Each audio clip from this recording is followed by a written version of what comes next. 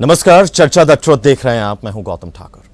आज का जो मसला है, आज जिस विषय पर हम चर्चा करने जा रहे हैं, वो विषय बहुत लंबे वक्त से जो है वो चला आ रहा है। कभी शांत हो जाता है, कभी फिर जाग जाता है, लेकिन जो पीड़ा जिन परिवारों के दिल में है वो कभी शांत नहीं हो पाई, जो जख्म जिन परिवारों के दिल में है वो कभी भर नहीं पाए। हम बात कर रहे हैं एक फिल्म को लेकर। फिल्म है द कश्मीर फाइल्स। ये सिर्फ एक फिल्म है, लेकिन इसने बहुत सी यादें एक बार फिर से देश में ताज़ा कर दी। उन लोगों की जिन्हें अपने ही घर से, अपनी ही ज़मीन से निकाल दिया गया। वजहें कई हैं, कई कारण बताए जाते हैं, लेकिन जो घाव उनके दिल में थे वो शायद आज भी नहीं भर पाए। वो चीखें, वो पुकारें, वो कभी शायद भर ही नहीं पाई। वो कभी कानों से निकल ही नहीं पाई, दिमाग से, जहन से नहीं निकल पाई। आज उन तमाम मसलों को लेकर बातचीत करने वाले हैं, चर्चा करने वाले हैं। फिल्म को लेकर बातचीत करेंगे। कहा जाता है कि फिल्म समाज का आईना है। वो दिखाता है कि समाज कैसे चल रहा है, क्या कुछ समाज में हो रहा है। आज बात करेंगे कश्मीरी पंडितों की, जिन्हें अपनी हंसती खेलती जिंदगी को छोड़कर जो है 1990 में भारत के अलग अलग राज्यों में जाना पड़ा। आज इस मसले पर बात करने के लिए हमारे साथ रोमेश पंडिता जी हैं। नमस्कार। नमस्कार। कैसे हैं सर आप? बस ठीक है। जख्म फिर हरे हो गए तो थोड़ा सा दर्द भी है। फिर क्या वो जख्म भरे भी थे? नहीं, भरे नहीं थे। ये रिश्ते जख्म थे जो अभी तक चल रहे थे। मगर कहते हैं ना, जब रिश्ते जख्मों को छेड़ा जाता है तो वो ऐसे उभर आते हैं। फिर तो वो इस फिल्म ने छेड़ा है। दो मैं इस फिल्म के साथ काफ़ी टाइम से एसोसिएट हूँ, बट ये जो आजकल, क्योंकि जब दोबारा वही चीज़ें देखी जो उस टाइम हुई थी, तो दर्द तो होता ही है ना। एक सवाल सर मेरा शुरुआत में हर मेहमान से रहता है कि जितने भी दर्शक आज हमें सुन रहे हैं, हमें देख रहे हैं, वो आपकी बातों पर विश्वास करें तो क्यों करें? क्योंकि मैं वो शख्स हूँ, उस कम्युनिटी को रिप्रेजेंट करता हूँ जिस कम्युनिटी ने ये सब कुछ सहा है। अगर आज भी वो मुझ पे विश्वास नहीं करते, फिर उनका ज़मीर अभी तक नहीं जागा हुआ। मैं इतना ही कह सकता हूँ। एक फिल्म है सर, एक फिल्म आती है द कश्मीर फाइल्स, जिसको सराहा भी जाता है, कंट्रोवर्सी भी क्रिएट होती है। ये वो फिल्म है जिसको सरकार कहती है, मंत्री कहते हैं कि इनको तो गांव-गांव तक दिखाना चाहिए, और वहीं दूसरी ओर ये कहा जाता है कि ये तो सरकार अपना प्रोपेगेंडा खेल रही है, सरकार हिंदू मुस्लिम कर रही है, इस चीज़ की तो ज़रूरत है ही नहीं। देखिए, ऐसा है, जो ये बातें कहते हैं कि इसको हर किसी को दिखाना चाहते हैं, मैं सोचता हूँ कि उनका एक ही मकसद है उसमें, और वो मकसद ये है कि वो हर किसी को दिखाना चाहते हैं कि ये दोबारा रिपीट ना हो जाए, और अगर कहीं पे किसी को मारा जाता है तो चुप ना रहा जाए। दो पहलू है कश्मीर में जो उस टाइम हुए। एक था, कुछ हजार लोग थे जो मार रहे थे। दूसरा पहलू था, जो कुछ लाख लोग थे जो चुप थे। उनमें भी दो वजहें थी। कुछ के दिलों में तो उस टाइम वही दिमाग खराब हो गया था जिसको मैं बोलता हूँ, और कुछ लोग डर रहे थे। मगर ऐसा भी नहीं है, कुछ ऐसे भी मुसलमान भाई थे जो मदद के लिए आए। मेरी फैमिली को बचाने वाला अगर था कोई, तो एक मुसलमान ही था। ऐसा नहीं है। मगर जो हजार लोग थे जिन्होंने इस तरह की हरकतें की है, जो कोई विश्वास नहीं कर सकता। मैं कल ही किसी का इंटरव्यू देख रहा था, वो ये कह रहा था, मैं विश्वास नहीं करता है कि कोई इस तरह हद तक गिर सकता है, क्योंकि वो सोच ही नहीं सकता है। ये कश्मीरी मुसलमान लड़का ही एक था, यंग लड़का है था, तो वो मैं मान ही नहीं सकता मेरे भाई ऐसा कर सकते हैं। और यही वजह है कि हर कोई यही कहता है कि नहीं हो सकता ऐसा। तो अगर बाकी जो है, देखिए पॉलिटिशियंस क्या एक दूसरे को खींचते हैं, एक पार्टी दूसरे को खींचेगी, दूसरे तीसरे को कोई फायदा उठाता है, इधर से उधर से उठाता है। मगर मैं यही रिक्वेस्ट करूंगा सब लोगों से, पॉलिटिक्स को छोड़ के इसको इंसानियत के एंगल से देखो। अगर आपको इस इंसानियत के एंगल से देखने लगोगे ना, तो मैं मान ही नहीं सकता ये टुची हुई बातें की जाएंगी। सवाल यहाँ पर यह भी आता है कि सर, फिल्मों को लेकर जिसको पसंद होता है वो उसको मानता है, जिसको नहीं पसंद होता वो नहीं मानता। बट ये फिल्म नहीं है। मैं वही सवाल, मेरा सवाल भी वही है। नाम देना है कि फिल्म है, हाँ। बट हम इसको फिल्म नहीं मानते। हम इसको बोलते हैं ये हमारी हकीकत है, ये हकीकत है। इसको फिल्म तो चलो क्योंकि नाम दिया जाता है, you have to give something name, तो बोलते हैं film. But we feel it bad when we call repeatedly, हम बोलते हैं film film. It's not a film. Go and watch a Haqeeqat. एक सीन इसमें, एक सीन इसमें जो है सच है। और आपको इंसिडेंट ये भी बताऊं, आज 19 मार्च को बीके गुंजू जी, जो टेलीकम्युनिकेशन इंजीनियर थे, जिनको ड्रम में मारा गया, उनको शत शत प्रणाम मेरी ओर से। आज का दिन था वो 19 मार्च। आज के दिन उनको ड्रम में मारा गया था। और उसका ब्लड सोक जो था, यहाँ पे तो दिखाते हाथ में देते हैं, वहां पे जबरदस्ती खिलाया गया था उसको। She was vomiting back, but जबरदस्ती खिलाया जा रहा था। ये भी मूवी के बारे में, फिल्म के बारे में कहा जा रहा है कि मसाला मिलाया गया। बहुत मैं सारे वही तो फैक्ट्स कह रहा हैं हूं जो ना आपको। नहीं दिखाए गए। People will not believe these things. How can they believe it? कोई इतना भी गिर सकता है कि अपने पति, यहाँ तो यार अगर जो मीट खाने वाले हो, अगर उसको भेड़ बकरी का भी खून मिला गया वो नहीं खा पाएगा। अपने पति का खून उसको खिलाया जा रहा था यार। How can anybody can believe it? How can they believe it? 1990 में जो हुआ उसकी शुरुआत कहां से, उसकी नींव कहां से पड़ी? बहुत लंबी कहानी है, टाइम कम है, मगर सिर्फ इतना ही बता दूं जो हम लोग देख रहे हैं इस टाइम कि ये 1990 में हुआ। और कोई बोलता उस टाइम तो वीपी सिंह की गवर्नमेंट थी और बीजेपी बाहर से सपोर्ट कर रही थी। हर इस तरह का जहां पे भी एक इस तरह का जातियां या रेवोल्यूशन उठता है इस तरह का, वो एक दिन में नहीं उठता। लंबी कहानी है जो काफी समय से पहले से ही ये चीजें हुई थी, मगर इस कहानी का जो बैकग्राउंड डाला गया था वो 80s में डाला गया था। 1986 या उससे पहले, बहुत पहले। मैं सोपोर का रहने वाला हूं। सोपोर से टेररिज्म का जन्म हुआ था। मकबूल but you must be knowing, he was from Sopore. वहां से जन्म हुआ था। मकबूल जम्मू कश्मीर लिबरेशन फ्रंट के जो फाउंडर मेंबर थे, Maqbool Bhat was there, he was from Sopore. और ये उस टाइम से देख रहे हैं हम व्हाट हैपेंड कि एक बार मैं स्टडी बाहर कर रहा था सहारनपुर में, तो मेरे एक फ्रेंड आए थे सहारनपुर से, मुस्लिम फ्रेंड था वो। ही हैड कम, मेरे पास आए हुए थे, और हमारे कॉमन फ्रेंड और था, दोनों बहुत लॉ करते थे। तो हम दोनों तीनों बंदे, हम सामने हमारे घर के एक डाक बंगला होता था, जैसे छोटे टाउन में होता है डाक बंगला, एक जगह बैठे बात कर रहे थे। 1 बजे का टाइम था, दोपहर की जो इनकी नमाज का टाइम था। तो उसी टाइम उससे बंदा एक आया, वो दाढ़ी रखे हुए था। उनको मैं नहीं जानता, देखे दे में फील इट, बट उनको अल्लाह वाले बोलते थे सारे। ओके, इसका मतलब क्या हुआ? अल्लाह वाले वो होते थे जैसे दाढ़ी रखी हुई है वो, जैसे तब तक कश्मीर में कोई इस तरह का दाढ़ी वैसे ज्यादा नहीं रखता था। यहाँ वो जो उसको शरई हजार, वो खांडर जिसको हम बोलते, वो डालते थे। इस तरह ज्यादा हमारी तरह जैसे हम ड्रेसअप करते वैसे वो ड्रेसअप करते थे।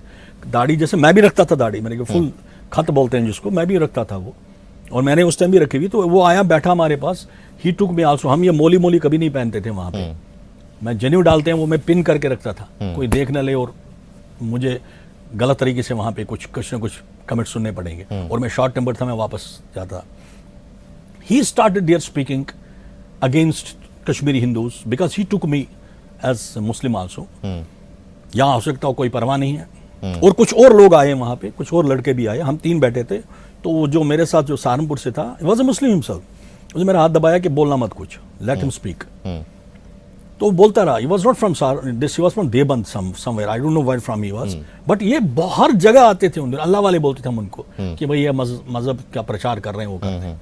But he started speaking against Hindus, against हम लोग वहां पे ना सूफिज्म का हमारा बहुत दौर चला। सूफिज्म के कारण बहुत ही मेल मिलाप एक था। कश्मीर को एक बार ऋषिवर बोलते थे। ऋषिवर का मतलब मीन्स ऋषियों का बाग। हर ऑल्टरनेटिव घर में आपको एक ना एक महात्मा मिलेंगे वहां, चाहे मुसलमान हो क्या हिंदू हो। मैं थोड़ा सा टाइम ले रहा हूँ। जी जी। He started speaking against Kashmiri Hindus, क्या करते हो, ऋषि सोफिज्म कर रहे हो, वो कर रहे हो, कह रहे हो असली इस्लाम क्या है।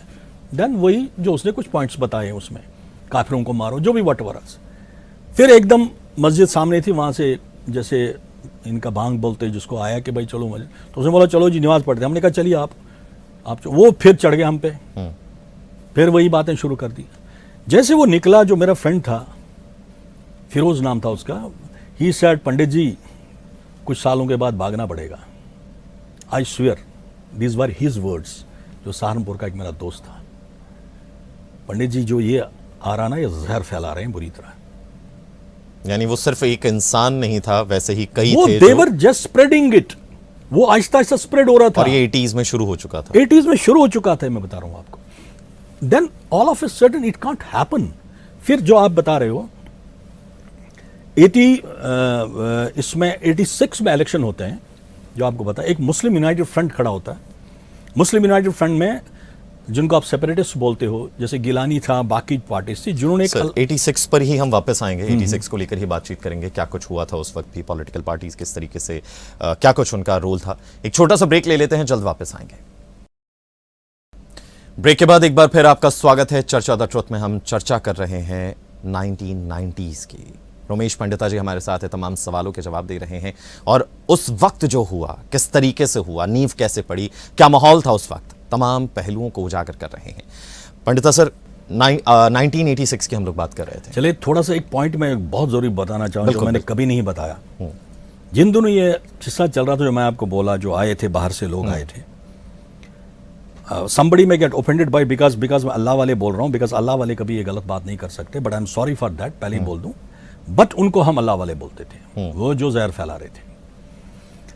हमारे एक वहां पे लोकल लीडर हैं, बड़े फेमस लीडर हैं, उनको कुछ मुस्लिम्स लोग चिट्ठियां लिखते थे, सर यहाँ पे इतना गलत हो रहा है। वहाँ खुशहाल मोतो एरिया है जो बहुत कंजेस्टेड टाइप का एरिया, कहता है सर यहाँ पे फलानी फलानी जगह ये लोग लेके शाम को स्पीच देते हैं, इनको रोकिए सर। वो चिट्ठियां मेरे पास काफी दिन रही है, क्योंकि वो चिट्ठियां मेरे फादर तक पहुंच चुकी थी।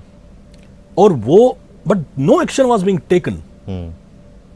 और वो, उसने एक दिन ये भी चिट्ठी लिखी, वो नाम नहीं लिखता था बेचारा अपना, मैंने कहा ना बहुत अच्छे मुसलमान भी है, और उसने ये भी उसमें लिखा था, सर हथियार आ गए हैं।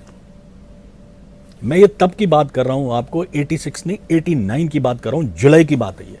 और जुलाई 89 में ही एक न्यूज ट्रैक, एक वीडियो मैगजीन आती थी, मनोज रघुवंशी और मधु त्रेहन, डॉक्टर त्रेहन की मिसेस, इन्होंने एक न्यूज ट्रैक निकाली, उसमें इंटरव्यूज थे उग्रवादियों के, they were present in Kashmir, and मैंने वो जगह भी पहचानी थी उस इंटरव्यू में, वो सोपोर की जगह थी जहां उनको इंटरव्यू लिया जा रहा था। कोई एक्शन नहीं लिया। तो जो 86 की बात आप पूछ रहे थे, नहीं, मैं इसी पे सवाल करना चाहूंगा, यानी कि मिनिस्टर्स को वहां पता था कि ये चीज हो रही है, लेटर्स उनके पास जा रहे थे। Farooq Abdullah was a most careless CM.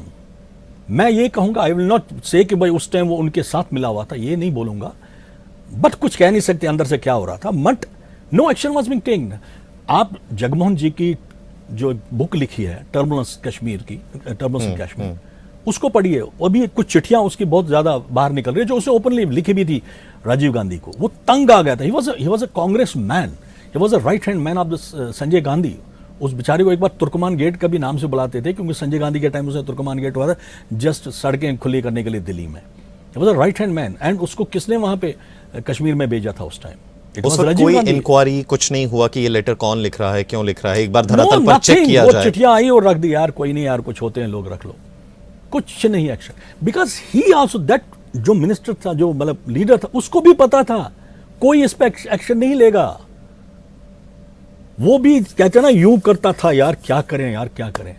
अगर 89 में एक्शन लिए जाते तो शायद 1990 ना होता। 89 सर, मैं आई एम टॉकिंग अबाउट 85 86 की बात कर रहा हूं। ये चिट्ठियां जब आती थी, चिट्ठियां आती थी 85 86 में, मैं वही तो बता रहा हूं कि ये सोपोर, क्योंकि एक मैं I call it CNS, central nervous system था उस टाइम। अगर उस टाइम इस पे थोड़ा सा व्हाट हैपेंड, वो मैं आपको जो न्यूज ट्रैक की बात कर रहा हूं, Jagmohan gave the reference of India Today, ये चीजें आप देखो। Then what was the reply of the Farooq Abdullah was, यहाँ के लोग तो कांगड़ियां जो हम लोग यूज करते हैं वो तपने के लिए, वो सिर्फ उतना ही मार सकते हैं, हेड मार सकते हैं, बंदूक नहीं चला सकते। सो केयरलेसनेस। एंड मैं बिलीव मी, हमें पता था कि हमारे सोपोर में कौन कौन बंदा, हम बोलते थे पार गया है ट्रेनिंग के लिए, हमें पता था कि कौन कौन बंदा। एक उन घरों में बाद में जैसे हज करके आते हैं लोग ना, फिर वहां पे बड़ी दावतें होती थी, ऐसा ही हमें माहौल लगता था। पूछते थे, यार ये बंदा कहां से आया? कहता ये तो ट्रेनिंग करके आ गए ना उधर से, एंड ये तो सेलिब्रेट कि भाई आया बंदा ट्रेनिंग करके। ये हमें पता था, आम जनता को पता था, क्या पुलिस या एडमिनिस्ट्रेशन को नहीं पता था? बट आंखें बूंदे हुए थे सर, सब ने शत्रुमदक बने हुए थे, और हमें ही खतरा लगता था। मगर एक मैं ये बताऊंगा, सोपोर में इतना हमें नहीं लगता था कि जैसे कोई बाहर से निकले। My sister, she was a teacher, she was once travelling, हमारा वहाँ टोंगा ज़्यादा चलता, आज भी चलते हैं ऑटोज के बल्ले। She was travelling on A tonga with her को, जो उसमें टीचर थी उनके साथ, वो सामने एक और टीचर बैठी, तो बात हो रही थी, भाई फलानी जगह वो भी करके आया, फिर उसे इशारा किया था, ये मैडम बैठी है साथ में। तो मेरी सिस्टर ने बोला, उसको अपना खतरा लगा, कहता है मैंने सुना ही नहीं कुछ यार। हमें तो ये भी होता है किसी को पता ना चले, मेरे को पता चला। मतलब एक वो भय पहले से ही दिमाग में आ गया था कि चाहे कोई कुछ बोले, वो भय तो था, वो भय था वहां पे। पहले एक माहौल क्रिएट किया गया और उसके बाद 1990 में चीजों को अंजाम दे दिया गया। माहौल क्रिएट क्या किया गया? अगर उस माहौल को उसी टाइम दबाया जाता, इनफैक्ट व्हाट हैपेंड एग्जैक्टली, जो मैं आपको सिचुएशन बता रहा हूं, जो इट वॉज 26 और 29 ऑफ सितंबर 1989। मैं उन दोनों सहारनपुर में था, sorry I was in Rohtak Haryana. मैं आया था मैरिज के लिए अपने। Exactly on that day Shabir Shah was a separatist leader, not a militant. He was arrested while he was going for training to Pakistan. And he was a well-known face there in Kashmir. वो अनंतनाग से था। They don't call Anantnag as Anantnag, they call Anantnag as Islamabad. ये भी आपको बता दूँ। तो वो वहाँ से अनंतनाग से था, तो he was arrested somewhere in border. Border में जैसे तो वायलेंस इरप्टेड। वो तो आम बात थी, हमें पता होता था वायलेंस कब कहाँ पे कैसे शुरू हो जाए, वो कभी भी हो सकता था। पाकिस्तान मैच हार जाएगा तो वायलेंस शुरू होगा, पाकिस्तान मैच जीत जाए तो वायलेंस शुरू होगा, तो हमारे शीशे तो टूटने ही टूटने। तो इतना वायलेंस इरप्ट हुआ एंड इट स्टार्टेड। और पहली बार एक इंस्पेक्टर की फैमिली को, शायद he was related to that, जो अरेस्ट कर रहा था, मारा गया। और उससे पहले it was, I am talking about September, उसी महीने में 16 सितंबर को टिकलाल चोपलू, जो हमारे एक टॉल लीडर थे, उसको मारा गया था ब्रॉड डे लाइट में। ही वॉज बेसिकली अ वकील एंड अ वेरी, मतलब बहुत जाना माने, दोनों को मदद करते थे यार वो सब। इवन वहाँ के मुस्लिम बोलते बहुत मददगार था। और हमारे बीच में ये नहीं होता कि हिंदू या मुसलमान इनको मदद नहीं करनी है। उसको जहाँ मारा गया वहाँ डांसेस करते थे बाहर। इनका बनाया था बंदूक लेके, फिर ये डांसेस करते, कश्मीरी वर्ड बोलते बटहामूद बटहामूद। इसका मतलब क्या है? मतलब हिंदू को मार दिया मार दिया मार दिया। अब किसकी बारी? एक फिर लिस्ट बनती थी, उसको बोलते थे हिट लिस्ट, वो घर के बाहर लगती थी।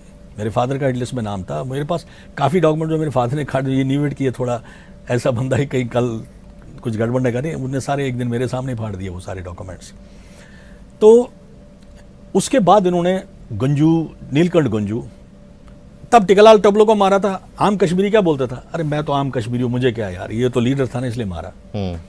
फिर गंजू जी को मारा, जो हमारे नीलकंठ गंजू, जिन्होंने मोहम्मद मकबूल भट्ट को फांसी सजा सुनाई थी, उसको मारा। हमने सोचा यार इसने मकबूल भट्ट को फांसी सुनाई, हमें क्या, हम तो ये बोलते थे। जब बीके गंजू टेलीकम्युनिकेशन में मारा, because he was head of the telecommunication, तो उसको मारा। तब हम अलार्म होने लगे कि अब नॉर्मल लोग भी भैया अब तो जद अटैक में आ होने रहे वाले हैं। फिर 19 ऑफ जनवरी 1990 इरप्टेड, कहते हैं ना, इट वाज अ पूरी प्लान। ऐसे कोई निकलता है क्या? एकदम सड़कों पे लाखों लोग निकले, सब निकले, इनफैक्ट बच्चे बूढ़े औरतें। वो स्लोगन शुरू हो गए जो इस फिल्म में दिखाए गए, अजगस पनुन पाकिस्तान, बटने और उस्ती बटनोसान। हमें अपना पाकिस्तान चाहिए, जो हिंदू लोग हैं, मर्द हैं उनके बगैर, मगर जो हिंदू औरतें उनके साथ। रेलियो गलियो चलियो मीन्स या तो हमारे साथ मिलो, कन्वर्ट हो जाओ, या जो पहले होता था, या तो फिर भागो नहीं तो मरो। और उस चीज़ को सब, मतलब यहाँ तक कि मैं आपको बताऊँ, कुछ जगहों पे जो फैमिलीज बताएंगे, मैं तो बहुत ज़्यादा इस लोगों के पास घूमा हूँ, मिलना हूँ मैंने, क्योंकि मैं खुद फिल्म मेकर हूँ। तो मैंने एक फिल्म, शॉर्ट फिल्म भी बनाई थी इस पर, क़यामत की रात 19 जनवरी 1990, तो यूट्यूब पे है वो। तो वही एक फैमिली का दिखाया था मैंने, जो मेरी अपनी फैमिली के साथ हुआ था, बट उसमें कुछ और ऐड किया था। जैसे इसने सिंबॉलिक एक बनाया, उसमें वो जहर तैयार रखते हैं। अगर अटैक हुआ तो बच्चों को कहते, जो गर्ल्स है वगैरह, उनको कहते कि आप लोग ये जहर खा लेना, बताते हैं उनको ये जहर है, नहीं तो तुम्हारे साथ बहुत बुरा होगा। इस टाइप का एक माहौल क्रिएट हुआ था उसने। आज की कहानी पर ही वापस आएंगे सर, एक छोटा सा ब्रेक लेते हैं, जल्द वापस आएंगे और जानेंगे कि इतना सब कुछ होने के बाद आज के क्या हालात हैं। कश्मीरी पंडित आज भी अपने घर जाने के लिए तड़प रहे हैं, लेकिन वापस क्यों नहीं जा पा रहे हैं। एक छोटा सा ब्रेक, जल्द लौटते हैं।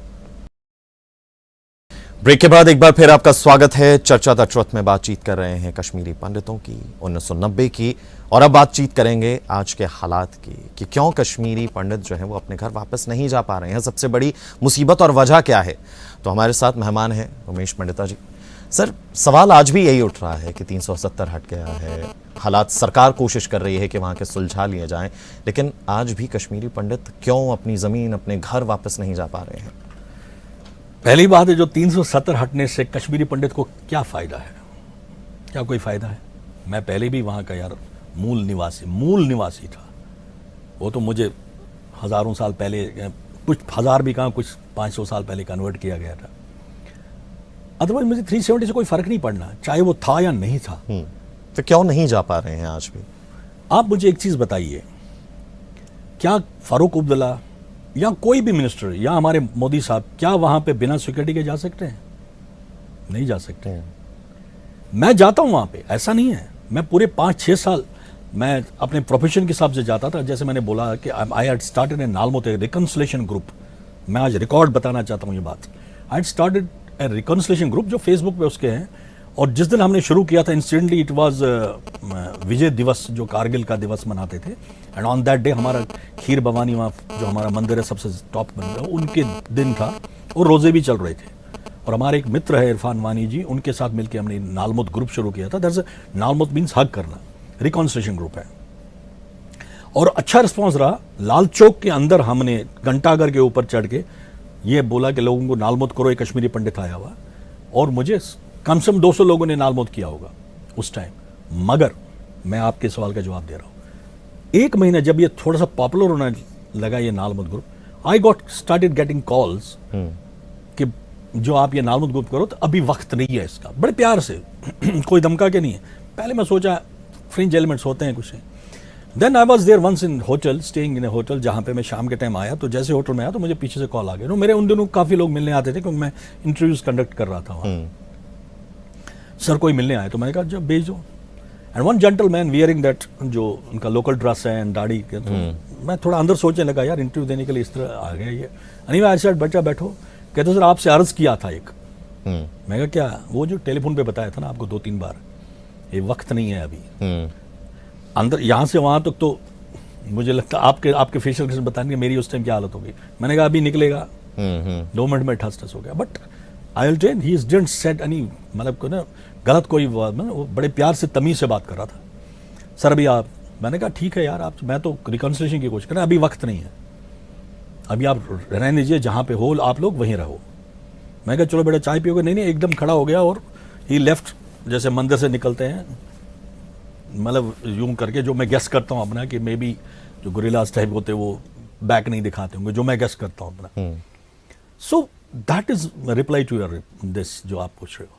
अभी वो वक्त नहीं आया। आज मुझे बोलते हैं, कल ही मेरा एक मित्र फोन करके बोल रहा था, लीडर ही है वहां पे, बोल रहा था आप आ जाओ। मैंने कहा मुझे पहले बताओ जावेद भाई, क्या आप वहां सेफ हो?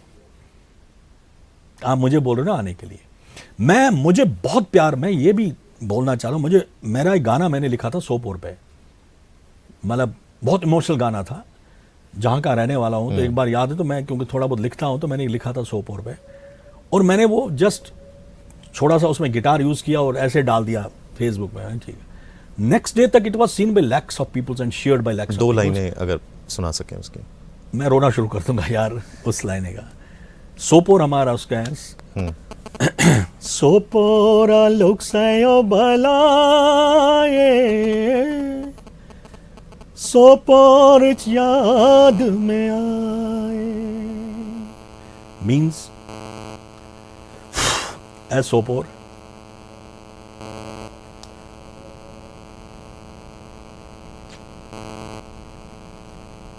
Can we break? प्लीज पानी लीजिए। आपने तार गलत छेड़ दिया। आप मतलब बता रहे थे सर। इसका मतलब है सोपोर, तुझ पे सदके जावा, तेरी बहुत याद आती है।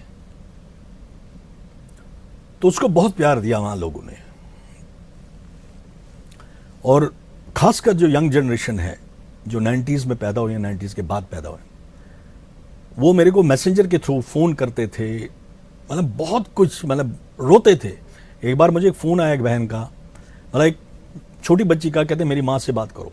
The way this time people are crying after watching Kashmir file, वो इतना रो रही थी, मैं खुद रो पड़ा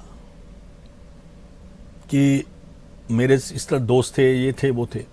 मीन्स वो फीलिंग उनको उभर के आई है। मैं तो मैं हमेशा कहता हूँ, सारे कश्मीरी मुसलमान आर नॉट बैड। ये तो जो ये इस तरह मैं वीडियोस देखता हूँ, मुझे बड़ा दुख होता है जब फिल्म में गलत बोलते हैं मुसलमानों, कश्मीरी मुसलमान। No, not at, these were some fringe element जो आज भी मारते हैं। कितने मुसलमान मरते हैं वहां पे यार, कितने मुसलमान रोज मरते हैं वहां पे, चाहे वो पुलिस के रूप में, वो नाम दिया जाता है खबरी है, ये खबरी है, जिसको मारना है ना उसको बोलिए खबरी है। अभी एक हिंदू को मारा गया, बिंद्रू, जो बेचारा सेवा कर रहा था, वो भागा भी नहीं वहां से। पीजीआई में पेशेंट आते, वो कहते बिंद्रू साहब हमें फ्री मेडिसिन देते हैं। ऐसे they are not bad, but यही मुझे उस टाइम फोन आते रहे बहुत सारे लोगों ने बहुत प्यार दिया, लाखों लोगों ने उस टाइम फ़ोन किया और लाखों लोगों ने वीडियो, आज भी वो कोई डालता तो उसको वापस देखा जाता है। इनफैक्ट मैं फिर मुझे रिक्वेस्ट की कि मैं लाइव आया था अप्रैल, जिन दिनों ये कोविड शुरू हुआ था उन दिन को बात है, अप्रैल 20 में मैं लाइव आया था और मैं लाइव प्रोग्राम देखता हूँ 50-20 बंदे होते, 1000 people were at a go there, 1000 people and maximum were those Kashmiri Muslims, youngsters. एक सवाल सर यहाँ पर ये बहुत लाजमी हो जाता है कि कब और कैसे हालात सुधरेंगे और कितना वक्त उसमें लगेगा कि कश्मीरी पंडित अपने घरों में या अपनी जगहों पर वापस जा सकें। जिस ख्वाहिश को लेकर वो हर रोज़ हर रात को सोते होंगे, वो ख्वाहिश कब पूरी होगी उनकी? हम कहते हैं ना, दिनों की बात 3 सदियां हो गई है, 32 साल, 3 सदियां, बहुत लंबा वक्त गुजर गया है, लेकिन और कितना? और मैं ये बताऊं, कोई गवर्नमेंट, बीजेपी बोले कि मैं यहाँ जी आपको ये क्लस्टर बना के दूंगा, कोई आके बोले या नो गवर्नमेंट कैन, अगर कोई वापस ले जा सकता है तो वो सिर्फ जो आपस में प्यार होगा कश्मीरी मुस्लिम्स और कश्मीरी पंडित्स, वो एक इस ब्रिज बना सकते हैं इस खाई के ऊपर, तब होगा। ये कोई गवर्नमेंट नहीं कर सकती। ये तभी मैंने एक बार जब ये नालमोद मुहिम छोड़ी थी, आई नॉट नेम द पर्सन जिससे मैं मिलने गया था, टॉप मिलिटेंट लीडर था, उसने मुझे बुलाया था, मैंने उसको साफ बोला था I am not going to shake the hands, if people will see me shaking the hands with you तो मुझे ही मारा जाएगा। बट मैं आपसे ये कहने आया हूं, यू गो टू जगती, जहां पे 30,000 लोग रहते हैं, हमारे किस कंडीशन में रहते हैं, go and tell them please do come back. और काजीगुंड जहां से वो टनल खत्म होती है, वहां से एक जलसा लेके आ जाओ और बैंड बाजे के साथ आ जाओ कि ये मेरे कश्मीरी पंडित भाई आ, देखो लाखों लोग तुम्हारे साथ जाएंगे। पर वो नहीं करेंगे ना। और अगर आम जनता यही बात करेगी ना, आज एक जावेद बेग ने बोला है यार, आई एम सॉरी, एक ट्वीट लिखा था, सोशल एक्टिविस्ट, एक ट्वीट लिखा था उसने, आई एम सॉरी कि हाँ जो हुआ। और यही बात इतने सालों पहले इरफान वानी, जिसका मैं साथ नालमोद किया था, is I want this type of the people. मैंने एक वीडियो अभी निकाला जो मैं आपको बता रहा था अभी, जिसमें मैंने यही रिक्वेस्ट की है अपने कश्मीरी मुस्लिम जो यंगस्टर्स हैं, यू कैन डू इट। निकलते हैं अभी लालचौक में निकले थे कई लोग, 19 जनवरी को जो हम मनाते हैं एक्सोडस डे, उस दिन हम जो है कई लोग निकले हैं। तो वक्त आहिस्ता आने वाला है जी, आने वाला है। यानी कि समाधान एक ही है, मोहब्बत। और ये सिर्फ दोनों मिलके कर सकते हैं, कोई गवर्नमेंट बीच में कुछ नहीं कर सकती, कोई बिचौलिए का कोई मैं काम कहता नहीं। हूं कि अगर कश्मीर फाइल से बनाई ना, इसको खिलाफ जहर उगलने से अच्छा है इसको इस टाइम एक ऐसा बना दीजिए कि इस पे एक सॉरी की जरूरत है। जब मैं हमेशा बोलता हूं, एक सॉरी और एक नालमुद की जरूरत है, और वो सारे जख्म भर जाएंगे 100। अरे कब तक इन जख्मों को कुरेदते रहेंगे यार, कब तक?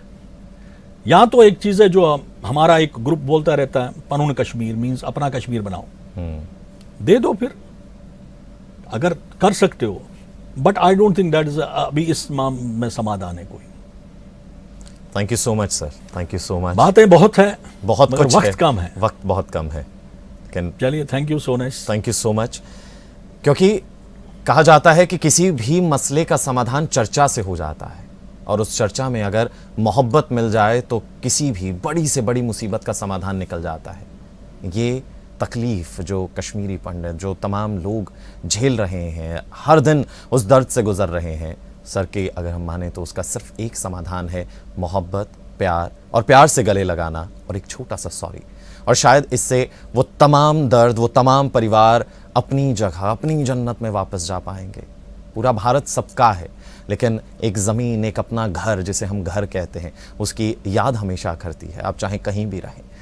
कोशिश यही है और उम्मीद भी यही है कि ज़्यादा वक्त ना लगे, जल्द ही वो दिन आए जब जिसकी जो ख्वाहिश है वो पूरी हो, जब कश्मीरी पंडित अपने घर वापस जा पाएँ, वो 1990 का जो दंश है, जो ज़ख्म है, वो जल्द भर पाएँ। फ़िलहाल चर्चा द ट्रुथ में इतना ही। मुझे यानी गौतम ठाकुर को दीजिए इजाज़त। नमस्कार।